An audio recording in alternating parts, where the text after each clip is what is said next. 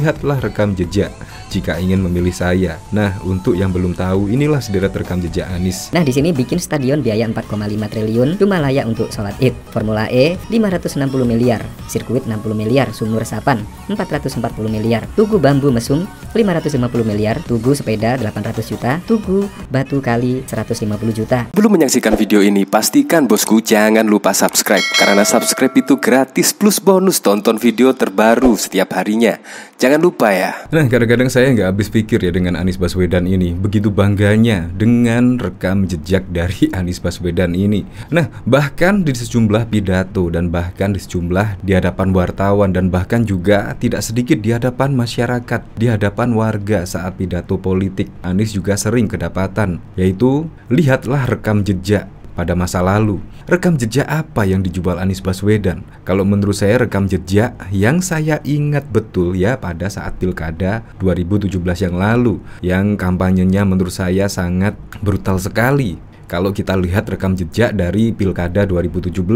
Nah, kalau kita melihat rekam jejak dari program-program Anies Baswedan, yang paling saya ingat betul yaitu waring hitam, yaitu bukannya ketika bau sungai yang menyengat pada saat Olimpiade apa gitu ya, kalau nggak salah, ketika ada bau yang menyengat, bukannya dibersihkan, bukannya dikeruk, tetapi malah dikasih waring hitam supaya baunya tidak menyengat. Itu menurut saya sangat kontroversi sekali. Belum lagi yaitu bambu, patung bambu atau tugu bambu itu yang dananya lumayan fantastis, ratusan juta, tetapi tidak sampai 1 tahun kalau nggak salah ya, itu bangunan tersebut dibongkar. Belum lagi tugu sepatu, tugu apa, banyak sekali. Itu yang dimaksud rekam jejak oleh Anies Baswedan. Saya juga sangat ngakak sekali mendengar Anies sangat bangganya untuk melihat rekam jejak dari Anies Baswedan. Belum lagi Formula E, ketika menghadapi perhelatan balap internasional Formula E, itu juga ada sebuah tragedi yang menurut saya agak memalukan ya, yaitu atap tribun Formula E roboh. Dan bahkan juga pada soft launching Jakarta International Stadium, pada saat itu juga ada insiden kecil sih, tetapi menurut saya sangat memalukan, yaitu pembatas tribun juga roboh. Nah, padahal juga anggarannya untuk pembangunan JIS tersebut mencapai triliunan rupiah. Tetapi rekam jejak yang dibanggakan Anies Baswedan tak sesuai dengan apa yang diharapkan. Nah, bahkan di sini dari berita Kompas TV, pidato di hadapan relawan Anies, tidak perlu bohong, kita punya rekam jejak yang baik. Nah, rekam jejak apa ya yang dibanggakan oleh Anies ini? Kadang-kadang saya mikir keras pun tidak dapat rekam jejak seperti apa. Di sini kita lihat komentarnya ya. Oh, ternyata awalnya mau ngibul. Rekam jejak naturalisasi sungai, rekam jejak. Ini bahkan juga yuk lihat rekam jejak. Ini hilang buat antisipasi bau kali. Saking kreatifnya genteng dicat. Bukan hanya genteng saja yang dicat separator dan lain sebagainya. Bukan fokus untuk penanganan banjir atau apa, tetapi ini malah membuat kosmetik supaya Jakarta terlihat instagramable. Nah, menurut saya seperti itu, kelihatan bagus. Bahkan juga rumah DP 0% sampai saat ini juga belum terrealisasi ya. Terrealisasi hanya 0, sekian persen saja. Jadi rekam jejak apa yang dimaksud oleh Anies Baswedan ini? Di sini rekam jejak Anies, yaitu politik identitas buat jadi gubernur, kelebihan bayar tiap anggaran, belum lagi kelebihan bayar tiap anggaran. Formula E lebih bayar, tugu bambu, naturalisasi sungai luar negeri jadi dalam negeri, sumur resapan jamban, suka peluk istri dan elus-elus perut istri orang. Nah, di sini 5 tahun meraih WTP, capaian Anies Baswedan 5 tahun ubah Jakarta. Wow, ini kemungkinan pendukung dari Anies Baswedan ya. Kalau kita lihat penggunaan transportasi umum meningkat 288 juta penumpang pada tahun 2019. Wow, kalau dilihat dari 2019 sih, saya nggak yakin kalau ini dari Anies Baswedan. Kemungkinan ya bisa peninggalan dari Ahok dan juga Presiden Joko Widodo. Layanan transportasi melonjak 85% naik kendaraan umum. Pengendali banjir dengan pengerukan sungai ini kayaknya juga nggak mungkin karena Anies Baswedan pada waktu menjabat sebagai Gubernur DKI bahkan juga telah digugat oleh warganya sendiri untuk mengeruk sungai. Nah, ngibul ditutupi dengan ngibul. Saya tidak membangun benda mati, cuma membangun benda terkutuk ini saja. Nah, ini ada tugu bambu, tugu gabion atau apa, ini sumur resapan, tugu sepatu dan lain sebagainya. Di sini dengan senang hati kami bantu viralkan rekam jejaknya. Janjimu palsu semua nih. Poster sedot WC, lebih jujur. PPSU bohong, DP 0% bohong, 200 apa ini bohong, 1 miliar untuk dana RW bohong, reklamasi dibatalkan bohong, KJB tetap lanjut. Awalnya nggak percaya, tapi pas dibuka beneran muncul. Kan beta yang bilang ya, trending gubernur terbaik. Yes, bener, seperti DP 0% jadi DP 0 rupiah. Kan ya Pak, membuat yang penghasilan 15 juta rupiah per bulan jadi yang kira-kira tidur di bejeng aja. Tukang ngibul bicara jangan ngibul, pendukungnya goblok selangit. Kalau orang ini ngomong harus kebalik, tidak perlu rekam jejak baik, perlu bohong. Ya kalau menurut saya sih rekam jejak tidak usah dipamerkan lah. Pasti semua orang juga akan menilainya. Karena masyarakat semakin hari semakin cerdas dalam memilih pemimpin. Apalagi di Pilpres 2024 besok ya. Jadi masyarakat tidak usah diajari dalam melihat rekam jejak. Rekam jejak seperti apa. Jadi tidak usah diajari lagi karena masyarakat paham betul lah dengan rekam jejak tersebut. Gak usah Anies Baswedan yang baru 2017 yang lalu. Pak Prabowo saja rekam jejaknya juga masih tersimpan rapi di memori sebagian masyarakat Indonesia. Nah, jadi tidak usah terlalu bangga dengan rekam jejak. Kalau memang rekam jejak baik, ya tidak usah dipamerkan karena masyarakat selebihnya tahulah rekam jejak yang dimaksud oleh Anies Baswedan. Nah, bahkan di sini juga ada yang menanggapi, yaitu di sini ada rekam jejak Anies Baswedan, yaitu di sini halte TJ ini bocor ketika hujan. Nah, apakah rekam jejak seperti ini yang dimaksud oleh Anies Baswedan? Di sini bahkan bocor sampai ke lantai. Lihatlah, masa sih kelas halte internasional tetapi bocor. Aspek perencanaan dalam pembangunan juga harus memperhatikan cuaca Indonesia, bukan hanya dilihat dari segi estetika sama gaya-gayaan. Jadi begini kondisi terkini halte TJ warisan calon Presiden AB, bocor dan tempias saat hujan. Selain menyerap air juga menyerap anggaran yang tidak sedikit. Silahkan rakyat menilai. Nah, di sini gara-gara Anies Baswedan menyuruh melihat rekam jejak Anies Baswedan sendiri, akhirnya semua dengan senang hati yaitu memberikan rekam jejak dari Anies Baswedan ini. Nah, bahkan ini juga dalam sebuah wawancara Anies pernah mengatakan, lihatlah rekam jejak jika ingin memilih saya. Nah, untuk yang belum tahu, inilah sederet rekam jejak Anies. Kita tinggal menilai dengan akal sehat apakah dia pantas atau tidak sebagai pemimpin Indonesia. Nah, di sini bikin stadion biaya 4,5 triliun cuma layak untuk sholat Id. Formula E 560 miliar, sirkuit 60 miliar, sumur resapan 440 miliar, tugu bambu mesum 550 miliar, tugu sepeda 800 juta, tugu batu kali 150 juta, robot pemadam tiada guna 64 miliar, jalur sepeda 119 miliar, renovasi J-Expo 56 miliar. Nah, kalau Anda mempunyai hal yang lain ya silahkan kirim ke komentar ya.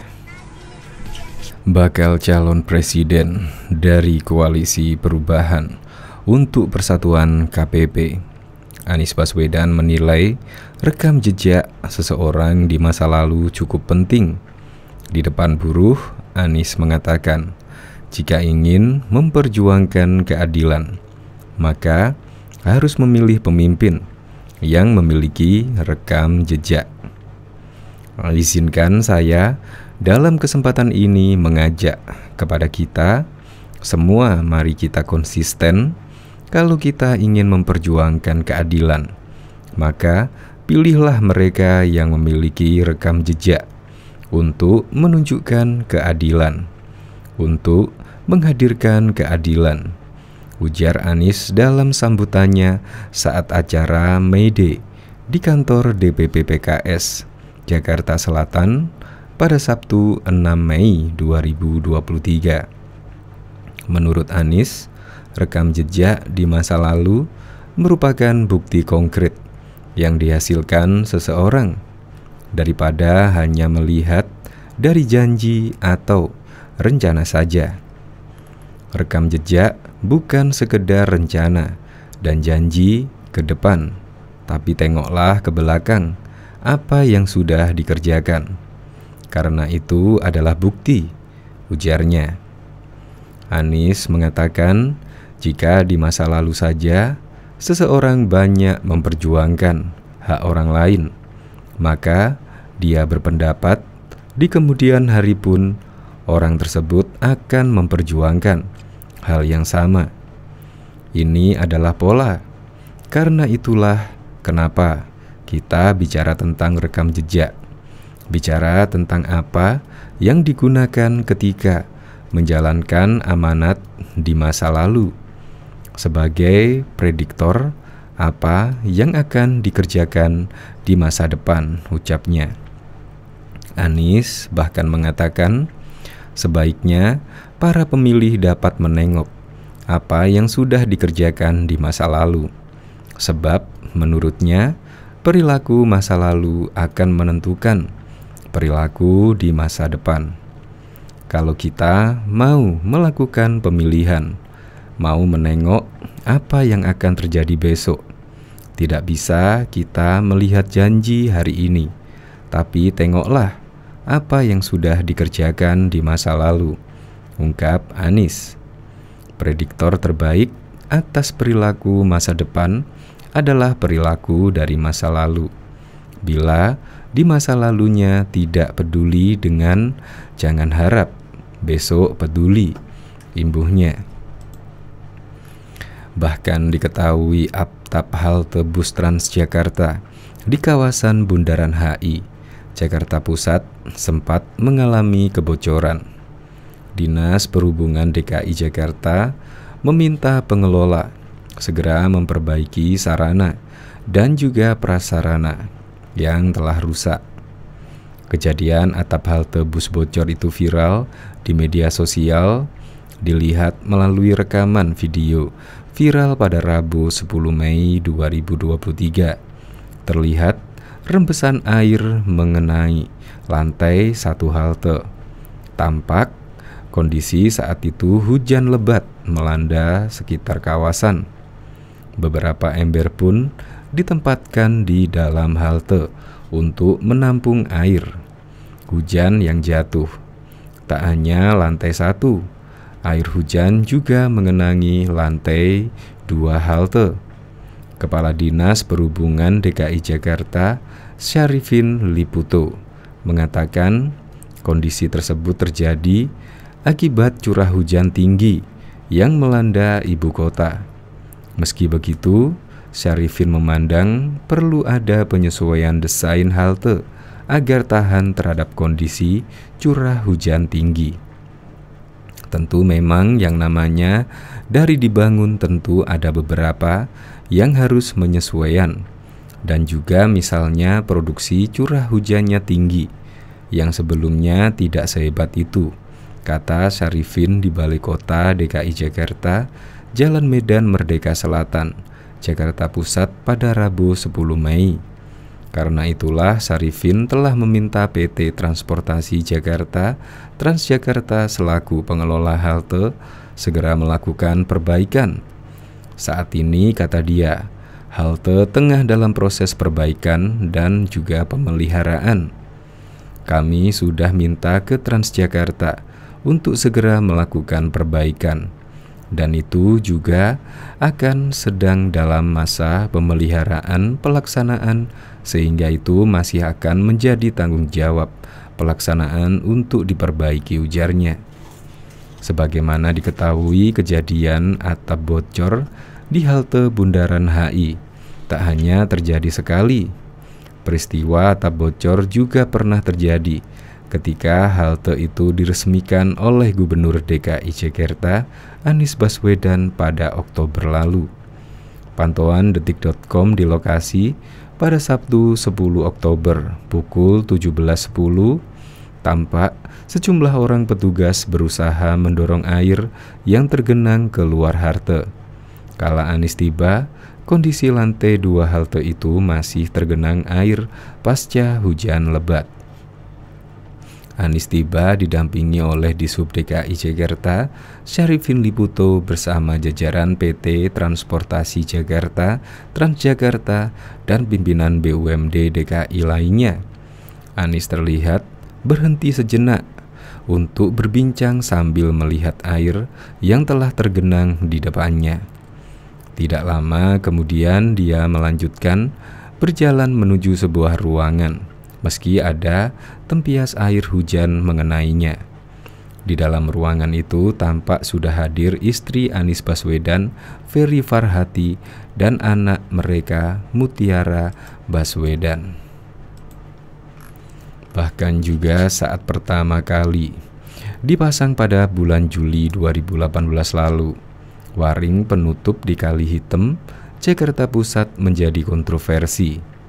Jaring seharga 580 juta itu hanya berumur kurang lebih 4 bulan.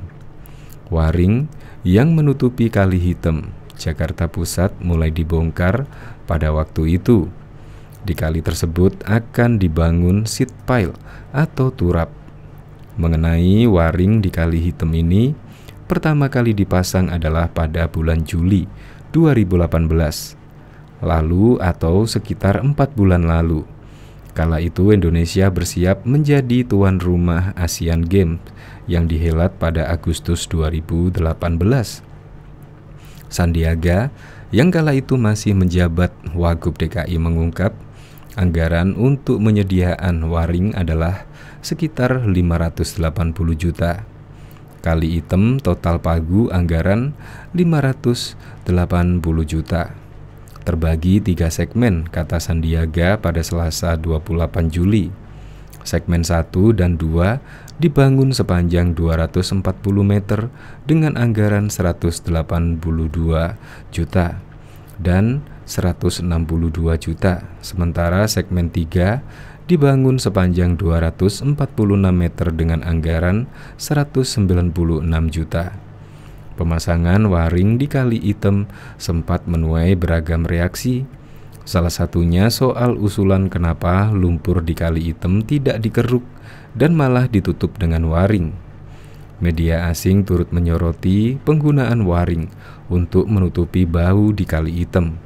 Media Channel News Asia mengulas tentang penutupan Kali Hitam dengan waring dalam artikel berjudul Jakarta Cover Up Stinky Toxic River Near Asian Game Village.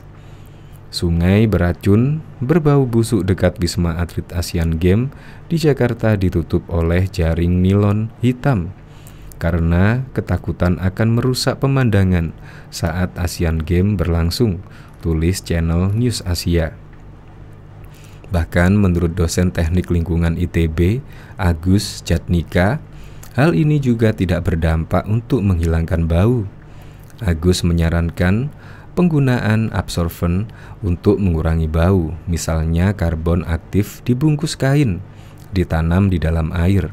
Itu akan sangat membantu, kata pemilik gelar doktoral dari University of Wales ini pada Jumat 20 Juli yang lalu.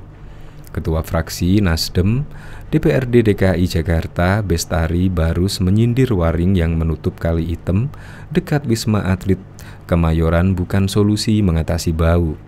Bestari menyinggung tim gubernur untuk percepatan pembangunan TGUPP yang seharusnya memberikan solusi mengatasi bau Kali Hitam agar tidak mengganggu atlet Asian Games.